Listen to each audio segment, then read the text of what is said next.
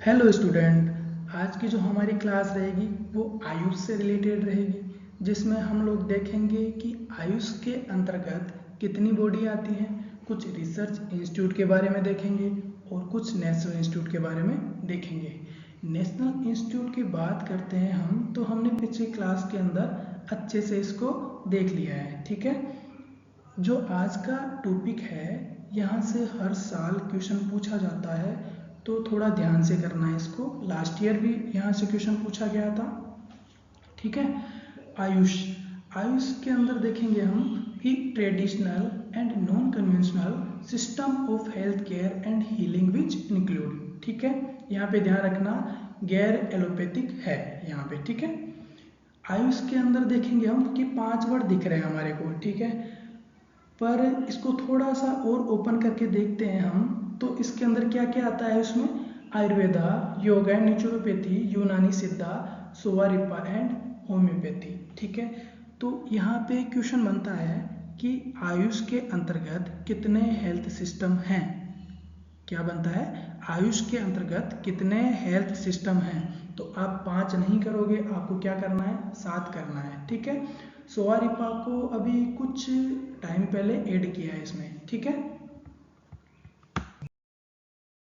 फिर हम लोग बात करते हैं मिनिस्ट्री ऑफ आयुष में। ठीक है, तो 1995 में department of Indian systems of medicine and homeopathy. ठीक है, तो ये एक ओनली डिपार्टमेंट था 1995 में, और ये किसके अंतर्गत आता था, ये आता था ministry of health and family welfare के अंतर्गत आता था। ठीक है, फिर 2003 में इसका रीनेम होके ये हुआ department of Ayurveda, yoga and naturopathy, यूनानी सिद्धा एंड होम्योपैथी, आयुष बना। ठीक है, पर यहाँ पे ध्यान रखना आयुष के अंदर सोवा को 2003 में ऐड नहीं किया गया था। सोवा को कब ऐड किया गया, सोवा को 2011 में ऐड किया गया। ठीक है, फिर इसके बाद में हम लोग देखते हैं कि 2014 के अंदर मिनिस्ट्री ऑफ आयुष बना।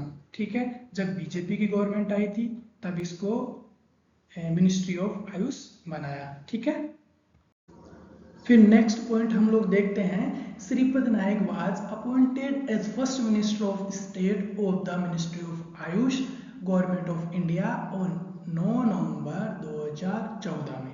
ठीक है, फिर इसके बाद हम नेक्स्ट टॉपिक देखते हैं कि इस आयुष मिनिस्ट्री के अंतर्गत क्या क्या हमारे पास ऑर्गेनाइजेशंस आते हैं। ठीक है, उनके बारे में हम लोग देखेंगे। Research councils. ठीक है, यहाँ से क्वेश्चन यही बनेगा, एक तो फुल फॉर्म पता होना जरूरी है। ठीक है, इसके बाद में ये कहाँ पे स्थित है ये पता होना जरूरी है।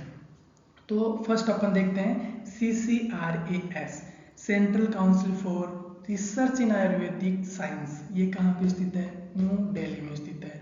नेक्स्ट देखते हैं अपन central council for research in yoga and naturopathy. ये कहाँ पे स्थित है, ये न्यू दिल्ली में स्थित है। ठीक है, फिर इसके बाद में नेक्स्ट देखते हैं सेंट्रल काउंसिल फॉर रिसर्च इन यूनानी मेडिसिन। ये भी कहाँ पे स्थित है, न्यू दिल्ली में ही है। फिर नेक्स्ट देखते हैं CCRH, central council for research in homeopathy. ये भी कहाँ पे स्थित है, न्यू दिल्ली में ही। फिर नेक्स्ट देखते हैं CCRS, central council for research इन सिद्धा। ये कहाँ पे स्थित है, चेन्नई, तमिलनाडु में स्थित है। तो यहाँ पे 2 चीज कॉमन देखी आपने, एक तो CCR का मतलब सभी में कॉमन है, सेंट्रल काउंसिल फॉर रिसर्च। ठीक है, डिफरेंस किसमें, जो आगे वाले में, जैसे आयुर्वेदिक साइंस, योगा नेचुरोपैथी, यूनानी मेडिसिन, होम्योपैथी, सिद्धा, डिफरेंस ये है। ठीक है, ये ध्यान रखना है। दूसरी चीज, सभी न्यू दिल्ली में स्थित है, एक किसको छोड़ के, CCRS को छोड़ के। याद कैसे रखेंगे कि ये चेन्नई में, तो जो ट्रेन होती है एक्सप्रेस, ठीक है, आपने मूवी देखी होगी चेन्नई एक्सप्रेस। जो ट्रेन होती है एक्सप्रेस वो क्या होता है, वो सीधी ही जाती है, रुकती नहीं है कहीं पे। तो सीधा सीधा कहाँ पे, चेन्नई जाके। ठीक है, चेन्नई एक्सप्रेस। ठीक है, इसके बाद हम नेक्स्ट टॉपिक देखते हैं कि एजुकेशन और प्रैक्टिस के रेगुलेशन के लिए काउंसिल बनाएगी। ठीक है, तो इसमें आती है NCISM, national commission for Indian system of medicine, ये कहाँ स्थित है? न्यू दिल्ली में स्थित है। फिर नेक्स्ट आती है NCH, national commission for homeopathy, ये भी कहाँ पे स्थित है? न्यू दिल्ली में स्थित है। ठीक है, इतनी बात आई समझ में। आज की क्लास के लिए धन्यवाद, थैंक यू।